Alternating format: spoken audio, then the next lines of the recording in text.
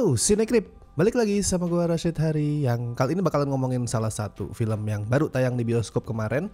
Tepatnya ini film yang dapat layar itu ya paling dikit, paling limited, terbatas banget. Bahkan gue tuh nonton ini hari Kamis, which is tuh baru hari kedua penayangan, dan di Jogja tuh udah tinggal tersisa satu layar, 1 jam ya, bukan satu layar malah, 1 layar dan 1 jam penayangan tuh. Gak tahu, kayaknya pas video ini gue take kayaknya udah nggak ada deh. Soalnya pas kemarin gue tonton juga satu bioskop tuh cuman isinya nggak nyampe 10 orang gitu, sepi banget emang. Yaitu film yang berjudul Indonesia dari Timur, bikinannya Ari Sihasale. Ini gue sebenarnya lumayan nungguin film ini, walaupun kalau lu ngeliat track recordnya Ari Sihasale juga nggak positif amat ya. Terakhir film dia kan 2000, gue lupa 2000 berapa, sekitar 2019 kalau nggak salah, sebelum covid lah jelasnya. Itu Rumah Merah Putih yang Pevita, yang main Pevita, dan itu film yang cerewet banget sih buat gue, cerewet dalam hal nasionalisme gitu. Kayak semua hal tuh diomongin dengan kalimat-kalimat yang terlalu berusaha puitis gitu intinya. Tapi tetap gue nungguin ini karena apa? Karena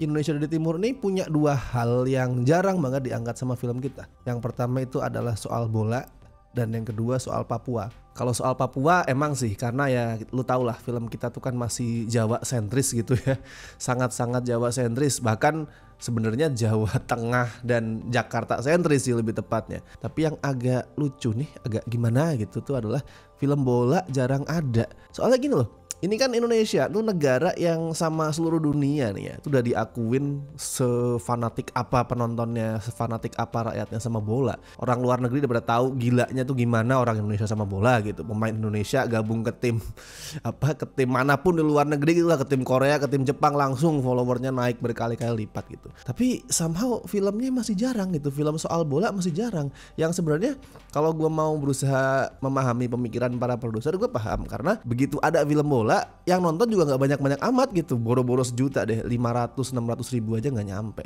Jadi gue bertanya-tanya sih, apa mungkin gitu penonton bola sama penonton film tuh terpisahkan? Nggak ya, kayaknya nggak. Gue nggak tahu sih, banyak faktor, tapi itu isu yang mending dibahas sama pakar box office lah. Gue serahkan ke para box office analis tuh, gue nggak terlalu paham soal apa data atau interpretasi datanya seperti apa. Gue mau ngebahas itunya aja, kualitas filmnya aja. Jadi bagaimana dengan Indonesia dari Timur? Buat gue tuh ada satu momen yang pas banget buat ngegambarin keseluruhan filmnya tuh kayak gimana. Sebuah momen yang ngerangkum keseluruhan kualitas dan cara berceritanya Indonesia dari Timur.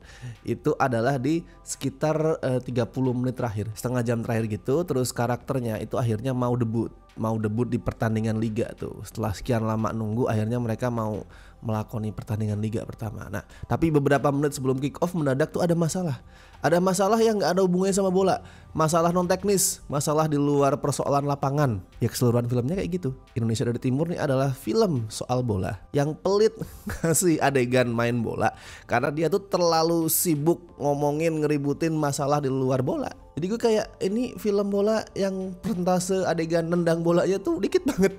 Itu yang sangat gue sayangin sih. Tapi sebenarnya openingnya menjanjikan loh. Pada saat ini sampai ke opening scene, gue udah wow, ini bisa jadi film yang at least decent nih, film bola yang not bad lah. Pada saat gue ngeliat opening scene-nya tuh ada final kejuaraan nasional, tim Papua ngelawan tim Aceh gitu. Tim Papua menang, akhirnya jadi juara. Dan yang gue suka adalah directingnya si Ari Sihasale, itu bikin alur pertandingannya jelas. Kalau lu sering nonton bola, lu pasti paham lah. Misal tim Papua lagi nyerang nih, terus mereka build up serangan dari belakang, terus dioper, main dulu, terus kemudian umpan terobosan ke sayap, crossing. Nah itu jelas, yang nonton tuh tahu oke, tim Papua ini mau ngalirin bola kemana gitu. Bolanya nggak yang random gitu loh. Kadang kan kalau gue nonton film bola tuh random banget, bolanya dari sini tiba-tiba di sana, kayak nggak nyambung adegannya. Nah di sini tuh alur serangannya jelas, kelihatan lah kalau Ari Sihasale ini suka nonton bola. Gue nggak tahu dia sepaham apa soal bola, tapi kelihatan dari sini dia tuh suka nonton bola gitu. Walaupun yang gue sayangkan, directingnya tuh terlalu banyak pakai close up sama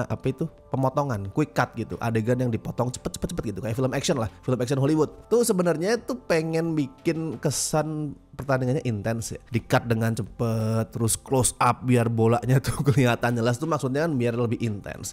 Tapi justru malah buat gue sebaliknya, impact yang didapat tuh adalah kebalikannya, jadi nggak seru malah. Jadi itu loh, jadi nggak kayak pertandingan beneran, kerasa kurang organik. Padahal gini, gue ngeliat beberapa pemainnya, beberapa aktornya itu emang bisa main bola. Dan ada beberapa momen keren yang itu beneran dilakuin gitu loh. Misalkan pemainnya tuh bisa bikin crossing yang bagus, dia bisa volley ke arah gawang dan gol, tendangan bebas yang oke tuh ada loh. Satu scene tuh free kicknya masuk dan itu bagus. Tapi itu tadi jadi kerasa nggak natural karena pakai di cut, pakai banyak angle, pakai close up gitu. Padahal biarin aja buat gue, biarin itu kayak berjalan kayak pertandingan bola pada umumnya lah. Nggak usah kebanyakan cut, terus pakai wide shot aja. Udah, that's it, simple. Karena aktor-aktor lu bisa main bola, biarin aja mereka main, tangkep gitu. Tapi ya nggak apa-apa lah, masih oke. Kayak tadi gue bilang, gue udah sering melihat eksekusi adegan pertandingan bola yang jauh lebih jelek daripada ini masih oke lah. Walaupun ya pas tim Papua juara tuh terus ngangkat piala, menang gitu, gue kaget. Lah kok pialanya replika trofi Premier League anjir. Itu bener-bener replika trofi Premier League. Ada, kalau lu tahu kan pasti lu apalah, ada mahkotanya, terus ada itu apa, singa-singa 2 di kanan kiri, itu literally replika trofi IPL versi kecil kalau gue lihat, nggak yang gede banget itu karena karakternya masih remaja ya. Kenapa nggak tim artistiknya bikin piala yang lain sih, yang ya udahlah ini kan pertandingan apa gitu, ya udah bikin piala yang desainnya unik, yang desainnya tuh tersendiri, nggak berusaha nyamain desain yang udah lebih terkenal gitu. Atau kalau susah bikin, udah lalu beli di pasar juga banyak piala trofi-trofi bola gitu, ambil aja gitu. Ini bukan masalah ngejiplak atau apa ya, jadi cringe gitu. Anjir, ngangkat trofi Premier League sama persis ada singanya gitu, jadi terganggu. Tapi kalau yang bukan penonton bola mungkin nggak ngerasa risih ya. Tapi penonton bola, apalagi yang familiar sama Liga Inggris tuh, aduh gitu. Ya kalau inti alurnya itu sih tentang Edu yang diperanin Ibnu Jamil. Dia dapat proyek dari perusahaan dia buat ngebentuk klub profesional tuh, yang isinya adalah anak-anak muda yang tadi di opening scene itu bisa jadi juara. Selain pemain, Edu juga mau ngebawa balik pelatihnya yang namanya Om John, yang diperanin juga sama si sutradaranya Arisia Saleh. Masalahnya reputasi Om John nih udah jelek gitu, gara-gara dia dituduh menggelapkan duit bonus kejuaraan. Nah dari situ naskah bikinannya Dirmawan Hatta tuh fokus ngeliatin prosesnya si Edu, si Ibnu Jamil tuh ngumpulin satu persatu anggota tim. Ya sebenarnya bukan apa ya, bukan pola bercerita yang baru gitu, tentang sebuah tim, sebuah kelompok yang terpecah, terus ada satu orang yang assemble mereka lagi, dan di tengah jalan tuh banyak menemukan rintangan gitu. Ada yang nggak mau, ada yang langsung mau gitu. Itu sebenarnya simple, tapi potensinya gede. Karena itu tadi ya, setiap karakternya yang coba dikumpulin sama si Edu itu ngadepin masalah masing-masing. Mereka punya masalah personal yang ngehalangin keinginan buat main bola. Itu bisa dieksplor sebenarnya. Bahkan bisa ngasih drama yang emosional. Tapi sayangnya itu semua masalah tuh kelarnya cepet banget gitu. Kayak nggak ada prosesnya.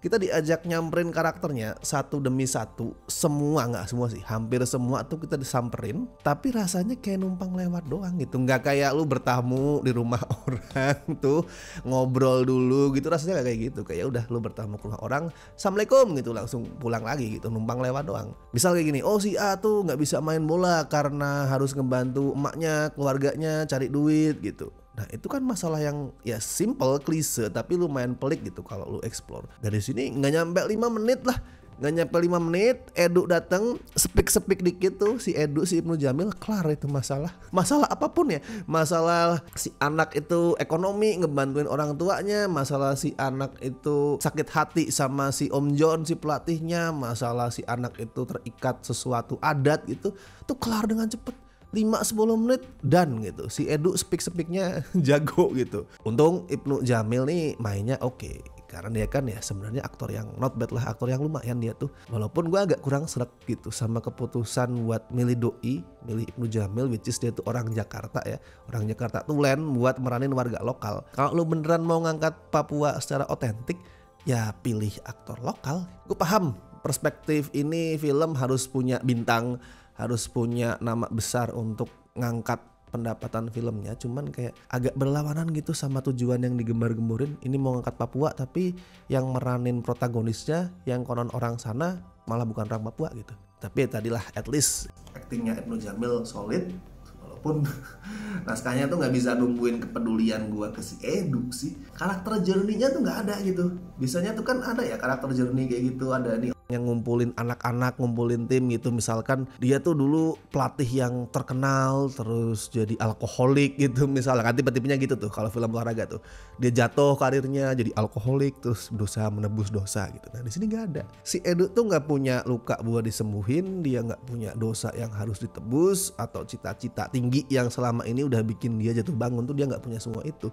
Ya dia punya cita-cita untuk memajukan sepak bola Papua, that's it. Tapi kita nggak ngelihat dia tuh selama ini udah berjuang keras, jatuh bangun, banting tulang tuh enggak. Jadi nggak ada alasan buat gua tuh peduli sama dia. Malah yang punya semua itu si Om John. Om John yang tadi gue ceritain dia tuh dituduh menggelapkan uang gitu. Tuh dia punya semua masalah tadi. Tadinya dia diagung-agungkan, dipuja-puji terus jatuh, dibenci sama publik, dibenci sama pemain sendiri. Nah dia punya proses itu. Kenapa nggak Om John aja yang dijadiin karakter utama, itu pertanyaan gue. Karena film-film kayak gini nih, film-film olahraga misalkan di Hollywood tuh film American Football misalkan, atau ya film olahraga apapun lah, biasanya karakter utamanya Om John, pelatih ya yang jatuh gitu, bukan Edu yang out of nowhere perwakilan perusahaan gitu. Itu ada orang-orang seperti Edu tapi ya supporting biasanya gitu. Tapi ya kayak tadi udah gue mention, masalah terbesar dari Indonesia dari Timur adalah ini film bola tapi main bolanya pelit gitu. Naskahnya tuh sempet ngelakuin banyak hal tuh.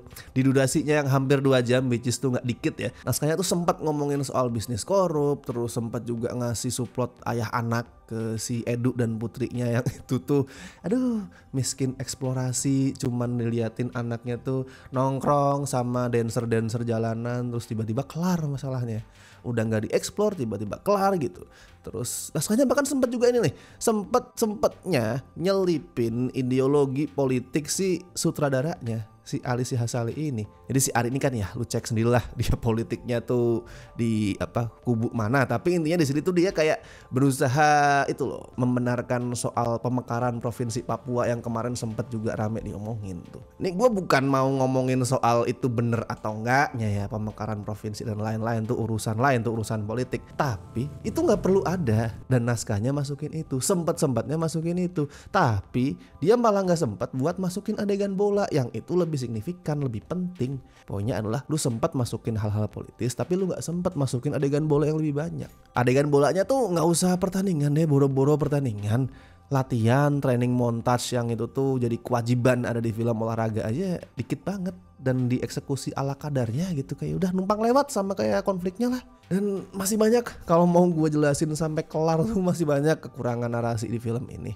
Banyak itu transisi kasar yang bikin perpindahan adegannya dadakan banget. Kayak satu titik tuh ada tuh yang gue bingung tuh, adegannya tuh seneng, damai, hahaha, ketawa-ketawa, literally 1 detik kemudian mereka pukul-pukulan karakternya. Gue bingung loh.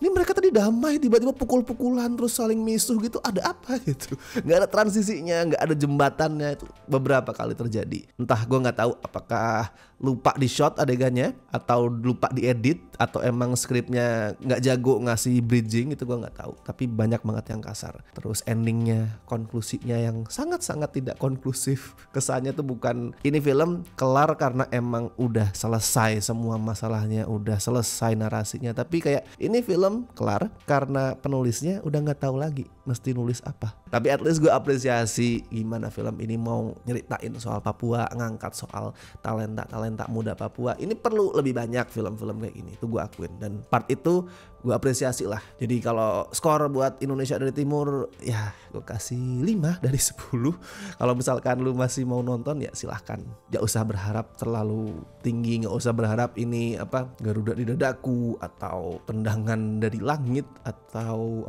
cahaya dari timur beta Maluku. Gak usah berharap yang film-film bola oke kayak gitu. Ini film yang hampir decent gitu. Ya kontrol ekspektasi lu intinya. Oke. Mungkin ada yang lain yang udah nonton dengan layar yang limited, mungkin ada yang sempat nonton kemarin, bisa lu tulisin review lu, komentar lu, silahkan bagikan bebas. Seperti biasa gue ingetin jangan lupa like video ini, subscribe Cinecrip, dan buat yang pengen ngebantu kami untuk kasih donasi seikhlasnya bisa lewat berbagai cara. Ada super thanks, ada Saweria, ada juga join membership sesuai dengan tier pilihan masing-masing. Thank you yang sampai sekarang masih join, karena kalian lah gue semangat ngejar-ngejar film yang tayang limited kayak gini, walaupun layarnya tinggal 1, jamnya tinggal 1, gue tetap semangat. Baik, kalau begitu gue Rashid Hari, sampai ketemu di review-review berikutnya.